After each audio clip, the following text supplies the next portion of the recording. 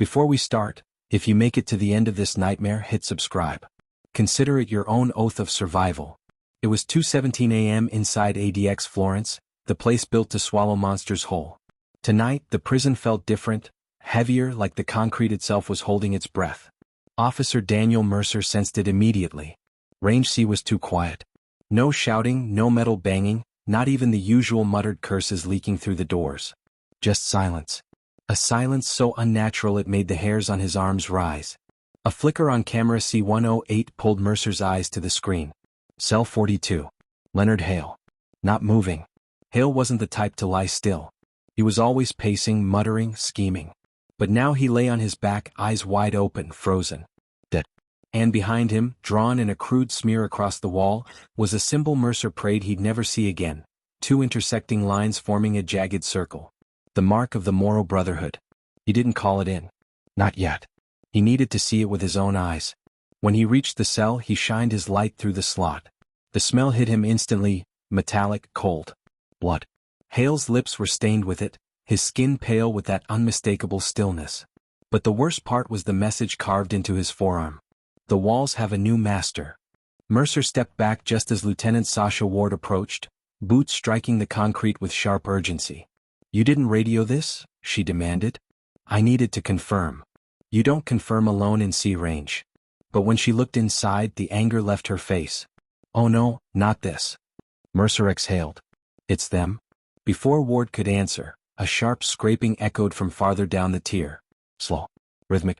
Deliberate. Cell 48. They walked toward it, each step heavier than the last. Inside stood Dorian Pike, his finger dragging across the steel door, carving the same symbol Hale had on his wall. Scratch, scratch, scratch. He smiled when he saw them. "He failed his oath," Pike murmured. "So he paid." Mercer felt the chill crawl up his spine. "What oath?" "The one that binds us all." Ward stepped closer. "Pike, what happened to Hale?" Pike tilted his head. "Hale wasn't the first." Mercer swallowed. "Then how many?" Pike's smile widened. 6. Before Ward could press further, the tier lights flickered, then snapped off completely. Darkness drowned them. "Backup power should have kicked in," Ward whispered. "It should never have gone out at all," Mercer replied. Then, thunk, thunk, thunk. The unmistakable sound of cell locks disengaging. Impossible. The cells at ADX didn't just open. Not without human authorization. Ward's flashlight flicked on, cutting a shaky beam down the tier. A silhouette stood at the far end. Tall. Motionless. Holding something. A badge. A correctional officer's badge. Mercer's stomach dropped. "That looks like..." The lights snapped back on. The silhouette was gone. The cells slammed shut all at once, the sound ripping through the hallway. Ward whispered, "That wasn't a malfunction." Mercer nodded slowly. "Someone's controlling the system." They turned back toward Pike's cell. He hadn't moved. Still grinning. Still tracing the Brotherhood's mark. But now another message was smeared beneath it. "He is here." Ward grabbed Mercer's arm. "We're leaving. Now." As the tier door slid shut, Pike called out, "You opened the wrong door tonight, Officer Mercer." Mercer froze. Ward turned. "How do you know his name?" Pike pressed his hand to the glass. "Hale was the 6th offering." Ward's voice cracked. "Offering to what?" Pike whispered. "To the Brotherhood's return." The door sealed shut. Before either of them could speak, dispatch crackled through Ward's radio, voice shaking. "Control to Ward, we've got another body. Administrative wing. Officer Ramirez." Mercer staggered. Ramirez? His friend. The officer whose badge had dangled from the silhouette's hand. Ward's face drained of color. "Mercer, this isn't inmate violence." "No," Mercer said quietly. "This is a takeover." Ward nodded, voice cracking under the weight of it. "They're not warning us." She swallowed hard, eyes locked on the darkened tier. "They're telling us they're already here." The alarms never sounded. That was the first thing that struck Officer Daniel Mercer as he and Lieutenant Sasha Ward rushed through the administration wing. ADX was designed to react instantly to danger. Doors sealed, lights strobed, guards mobilized. But tonight, the prison systems remained eerily silent, as if refusing to acknowledge what had happened. A cluster of officers stood outside a secured office, whispers bouncing anxiously off the concrete. When they saw Ward, they stepped back, revealing the room beyond. A single desk lamp glowed blue across the office walls. Papers lay scattered, a chair knocked over. And in the middle of the floor, an officer's uniform jacket was folded neatly, placed with disturbing precision. The name patch read, Ramirez. Mercer felt the ground tilt. Ramirez wasn't just a colleague, he was one of the few who could still make Mercer laugh on night shifts. A father of two. Someone who didn't deserve to become part of whatever game the Brotherhood was playing. Ward knelt beside the folded jacket, her jaw trembling. "This is staged," she murmured. "They want us to find it." Mercer scanned the room, searching for cameras. Every lens had been scratched, smeared, or turned away. A deliberate blind spot. "What about Ramirez?" he asked quietly. "Have they found him?" Ward shook her head. "Not yet. But his badge, that was real. Whoever took him has access. Or worse, control." Before Mercer could speak, the radio on Ward's shoulder crackled. "Lieutenant Ward, we've reviewed the system logs. You're going to want to see this." They hurried to the tech hub, where analyst Evan Cho stood over a bank of monitors. His face was drained of color. "We checked the security commands issued in the last hour," Cho said. "The power dips, the door overrides, none of them came from any of us." Mercer leaned in. "Then who triggered them?" Cho swallowed. "The system says the commands were executed from inside the prison." Ward frowned. "By who?" Cho tapped a keyboard. A name popped up on the screen. Leonard Hale. Access level, officer override. Status, deceased, verified 27 minutes ago. Mercer felt cold wash through him. Hale was dead when we found him. How could he issue any commands? Cho shook his head. "That's the thing. These weren't human entries. They were automated commands, but coded to look like Hale triggered them." "In other words," Ward said slowly, "someone spoofed Hale's identity to hack the system." Mercer exhaled. "And whoever did it is still inside." Before anyone could respond, a prison-wide announcement suddenly crackled through the speakers. But it wasn't the automated voice used for emergencies. This voice was human. Calm. Controlled. And unfamiliar. "All personnel," the voice said, "please remain in your designated zones. Operations are underway." Ward blinked. "That's not from us." Mercer stared at the ceiling speakers. "What operations?" The voice continued, almost casual. "Tonight marks the 7th offering.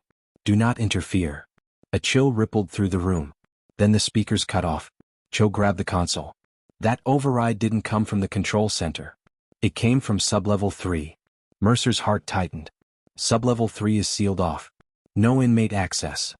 Ward whispered, "Unless they bypassed the system." They exchanged a grim look. The Brotherhood wasn't just sending messages anymore, they were taking over the prison from within. Sublevel 3 was colder than the upper tiers, the air stale and untouched. Mercer and Ward descended the concrete staircase with 2 officers behind them, flashlights cutting through the darkness. The door at the bottom was cracked open. A faint blue glow seeped from inside. Mercer raised his light. "This door should be locked." Ward touched the frame. It was forced, from the inside. They stepped into the narrow corridor, lined with old storage rooms and used cells and outdated monitoring equipment long replaced by modern systems. The blue glow pulsed from the far end. A single light. A single open door. "Stay behind me," Ward whispered, though she seemed to know it wouldn't matter if something was waiting for them. Mercer pushed the door open. Inside was an old operations hub, dusty screens, abandoned consoles, disconnected wiring. But at the center of the room, someone had powered up a single archaic monitor. Its screen flickered with flowing lines of code. Mercer stepped closer, heart pounding. The code wasn't random. It spelled a name again and again. L. L. L. Ward circled the desk. Someone is running a ghost profile, echoing Hale's credentials. Mercer's eyes dropped to the floor. A cell phone lay beside the terminal. Not an inmate's phone.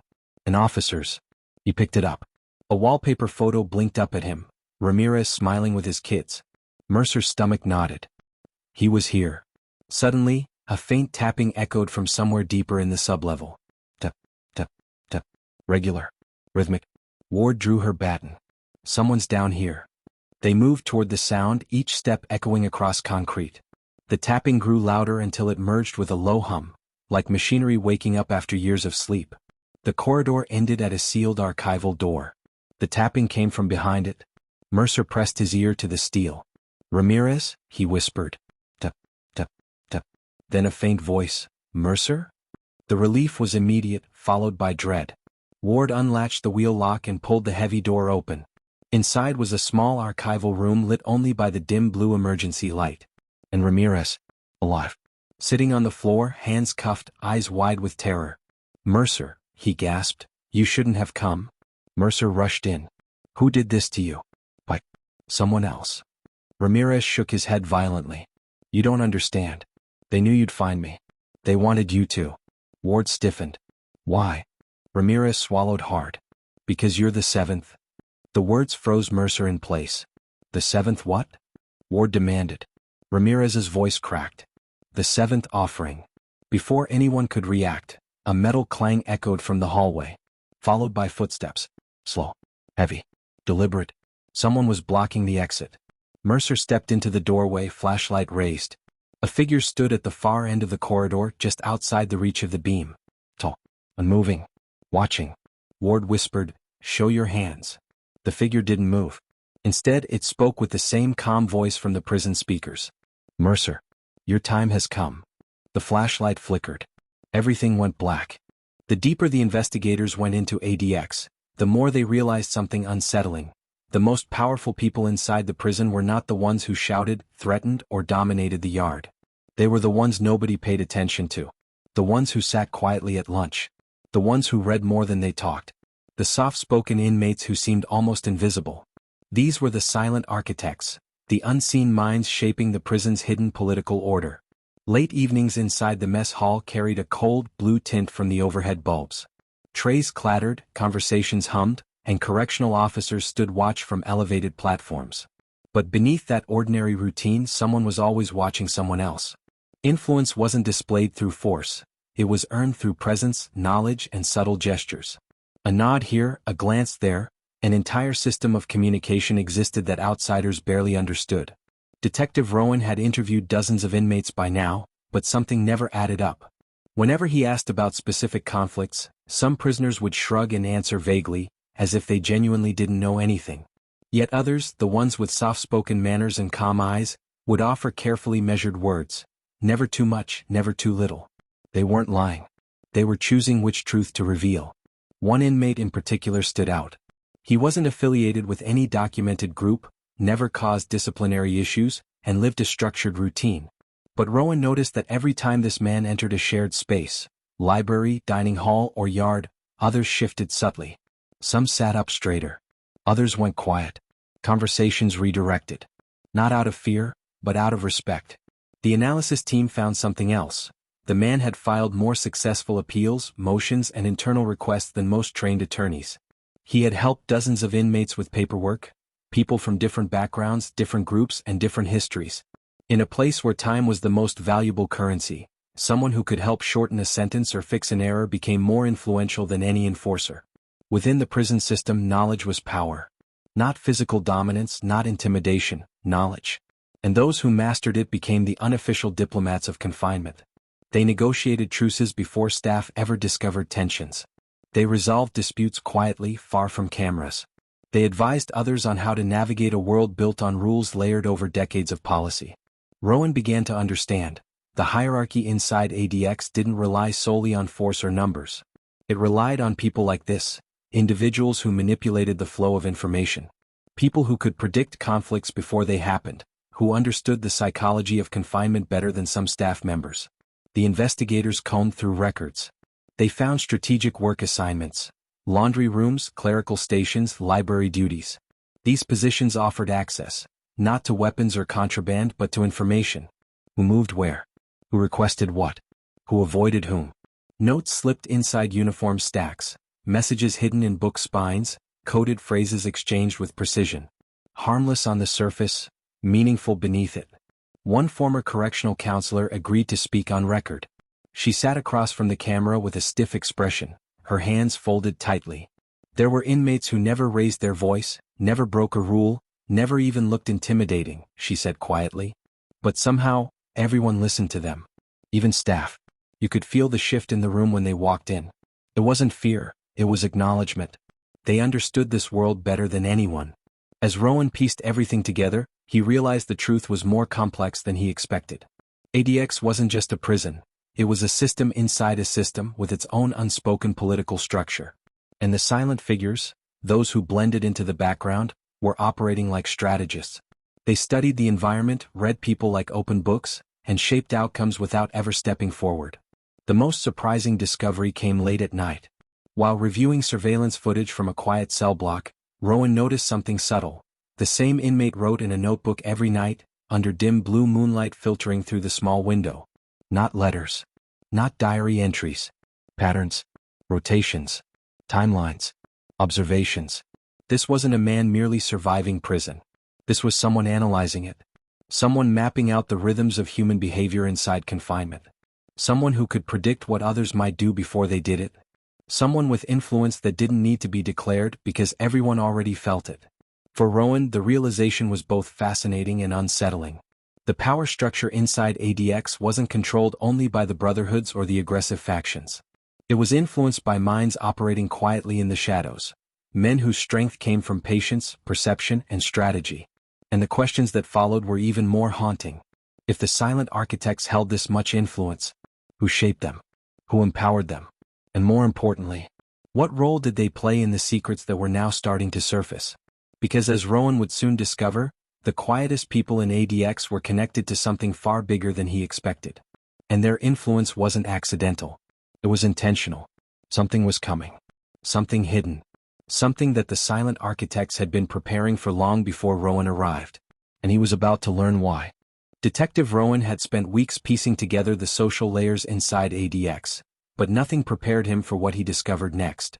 The prison wasn't just a collection of isolated power groups, or silent strategists operating independently. There was something deeper threaded beneath it. Something that connected people who never spoke directly, never met in the yard, and had no documented association. It was a network that moved like a current under the concrete. A network built on information, favors, and timing. A network invisible to everyone, except those who knew how to listen. The breakthrough began with a simple observation. Rowan noticed that every major shift inside the prison, an inmate requesting a transfer, someone refusing a meal, 2 cell blocks being kept apart, always happened within a narrow time window. As if invisible pieces were moving in coordination. As if someone or something was helping different inmates navigate the system from behind the scenes. It wasn't loud. It wasn't chaotic. It was measured, controlled, and impossible to trace. When Rowan reviewed months of logs, the pattern became clearer. Requests from unrelated inmates often matched wording, tone, and legal phrasing. Communications that should have been random appeared to follow a rhythm. Even disciplinary appeals contained similar structure, as though multiple people were working off a blueprint created by a single mind. The quiet strategist he had been observing, the inmate who wrote in notebooks at night, seemed to sit at the heart of this rhythm. But Rowan suspected the truth was bigger than one person. The strategist wasn't controlling the network. He was communicating with it. During interviews, some staff described moments they couldn't forget. Small interactions. Innocent exchanges. A librarian noticing that different inmates checked out the same obscure policy book within the same week. A work supervisor who remembered 2 inmates from separate wings, asking identical questions about procedural rules. None of these events held meaning on their own, but Rowan understood exactly what they represented when combined. A coded system operating in plain sight. Someone inside ADX was coordinating information with precision, disguised as routine behavior. To dig deeper, Rowan obtained access to a batch of confiscated notebooks from multiple inmates. Nothing in them violated prison rules. No threats, no incriminating details. But there was something else. Patterns. Short lists. Timelines. Numbers that seemed random. Words circled without explanation. These were not confessions. They were fragments. Pieces of a larger system being communicated through ordinary language. The turning point came during a recorded interview with a soft-spoken inmate who had earned a reputation for staying out of trouble. Rowan expected the man to deflect questions. Instead, he answered politely but carefully, choosing every word as if each one carried weight. And then, almost casually, he said something Rowan couldn't ignore. People think power in here is about who talks the loudest. But the people who make things happen, they're the ones who never need to raise their voice. He said it with a calm certainty that made Rowan pause. It wasn't a warning. It wasn't a threat. It was a truth spoken by someone who understood the inner workings of the place more than he let on. Rowan left the interview with a chilling realization. The network wasn't a brotherhood. It wasn't a gang. It wasn't an alliance formed through force. It was a collaboration built quietly by individuals who shared one thing: an understanding of how the prison operated. They didn't meet in groups. They didn't send messages across tiers. They didn't need confrontation or conflict to assert influence. Their power came from subtlety, timing, and intelligence. And, most importantly, it came from not being noticed. As Rowan dug deeper, he identified something even more unsettling. The network wasn't just functioning, it was evolving.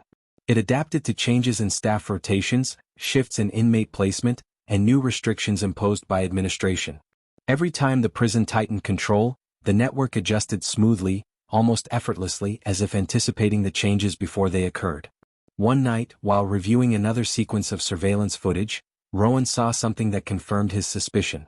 A series of small nods, glances, and micro-expressions between inmates who never sat together, never spoke, never exchanged anything physical. Subtle acknowledgments. Silent confirmation.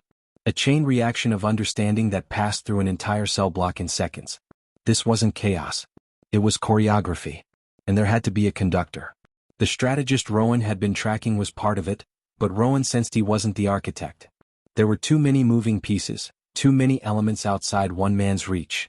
Someone else, perhaps multiple individuals, were steering the network from positions far more concealed. But why? What purpose did it serve? Rowan knew he was close to an answer when he discovered a file buried inside the archives of a former counselor who had retired years earlier. The counselor documented patterns long before Rowan arrived, patterns identical to what he was seeing now. She noted how certain inmates gained influence not through fear but through problem-solving. How conflicts resolved themselves in eerily efficient ways. How requests moved through the system like synchronized pulses. But her final note chilled Rowan more than anything he'd uncovered. There is a structure here, she wrote. Not a gang, not an alliance, but a system that keeps the entire population balanced. Someone is preventing violence, not encouraging it. Someone is maintaining order from the shadows. For Rowan, this revelation changed everything. The network wasn't built to disrupt the prison. It was built to stabilize it. To prevent chaos.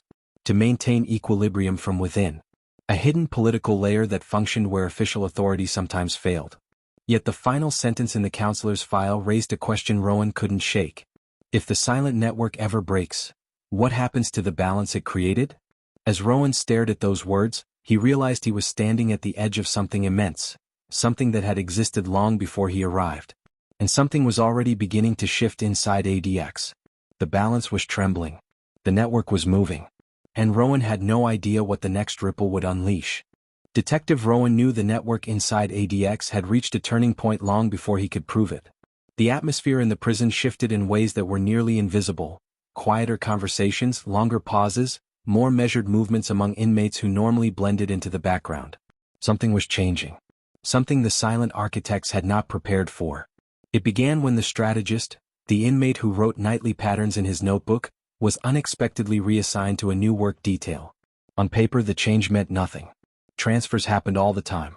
But to the trained eye, the reaction inside the prison was immediate. Microgestures stopped. Routines shifted. Conversations paused a half-second too long. Even the guards sensed a strange tension floating in the air, like static before a storm. Rowan watched it all unfold from the surveillance room, his eyes tracking every subtle change. For the first time, the silent network looked uncertain. The strategist had been one of their anchors, not because he commanded people, but because he understood the unspoken rhythm of the prison. Moving him disrupted something deeply rooted. The network adjusted, but this time, it wasn't smooth. It wasn't effortless. It was fragmented. Rowan dug deeper into the strategist's new assignment and realized it connected him to inmates he'd never collaborated with before. Individuals with different routines, different alliances, different histories. This shift forced the strategist into unfamiliar patterns, disrupting the system he had helped maintain from the shadows. But what concerned Rowan even more was what he discovered next. Buried within another file from the retired counselor was a note he'd overlooked, written in small handwriting at the bottom of a page.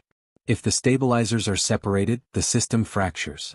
Rowan felt a chill creep up his spine. The counselor hadn't been referring to gangs or documented groups. She meant the independent strategists, the quiet diplomats, the ones who handled conflict before it surfaced. Without them aligned, the balance inside ADX risked collapsing.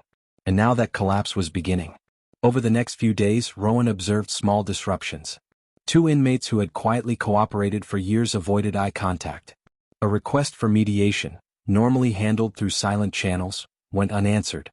A dispute in a work detail wasn't resolved internally but had to be stopped by staff. None of the events were serious on their own, but collectively they signaled something Rowan feared. The network was losing coherence. The strategist himself seemed unsettled. Rowan watched footage of him sitting alone in his new cell, staring at his notebook without writing. The patterns that once flowed from his pen now seemed to elude him. The rhythm he'd mapped for years had shifted beyond his reach. Rowan needed answers, so he arranged a final interview. The strategist entered the room calmly, hands clasped, posture relaxed. But his eyes carried a tension Rowan had never seen before. "Why were you reassigned?" Rowan asked gently. The inmate paused for a long moment before replying. "Sometimes the system decides to move you," he said softly. "And sometimes, the system moves because someone wants it to." Rowan leaned forward. "Who would want to disrupt the balance here?" The strategist took a slow breath, then met Rowan's gaze with a calm certainty. "Someone who benefits from chaos," he said. "Someone who wants attention, not influence. Someone who doesn't understand that order doesn't always come from the top." Rowan understood immediately. The silent network had kept ADX stable. Not perfect, not peaceful, but predictable. Without it, tensions that were once diffused quietly could spark unpredictably. But then the strategist said something Rowan didn't expect. "The network wasn't about control," he said. "It was about preventing unnecessary harm. People misunderstand power here. It's not about who wins. It's about who notices things before they break." Rowan sat in silence, absorbing the weight of the words. It clarified everything. The silent architects weren't running a hidden empire. They were maintaining equilibrium in a place where equilibrium was fragile. Their influence wasn't sinister, it was functional. And now, the system that depended on them was cracking. Later that night, Rowan reviewed more surveillance footage, searching for any sign of escalating tension. Instead, he found something else, something that made his stomach tighten. A new pattern was forming. Different inmates, ones not connected to the strategist, had begun exchanging subtle glances, quiet nods, timed movements. A new rhythm. A new network emerging in the shadows. But this one moved faster, sharper, less measured. It wasn't stabilizing. It was accelerating. Someone else was attempting to fill the vacuum. Rowan didn't know who they were yet, but their behavior was precise and coordinated, too precise for coincidence. The prison was shifting again, and once more the movement was invisible to those who didn't know where to look. The strategist had been right. Power inside ADX didn't disappear. It changed hands silently. Rowan closed the surveillance feed and leaned back in his chair, realizing the truth that would stay with him long after he left the prison. The Brotherhoods were not the greatest force inside ADX. The loudest men were not the most powerful. And the secret politics of the prison were not controlled by those who wanted dominance. They were controlled by those who understood order, and by those who disrupted it. The final line in the counselor's old file echoed in Rowan's mind. "When the quiet ones shift, everything else follows." Rowan realized he wasn't witnessing the fall of a secret network. He was witnessing the birth of another. And whatever came next, the prison would feel it long before anyone understood it. Fade out.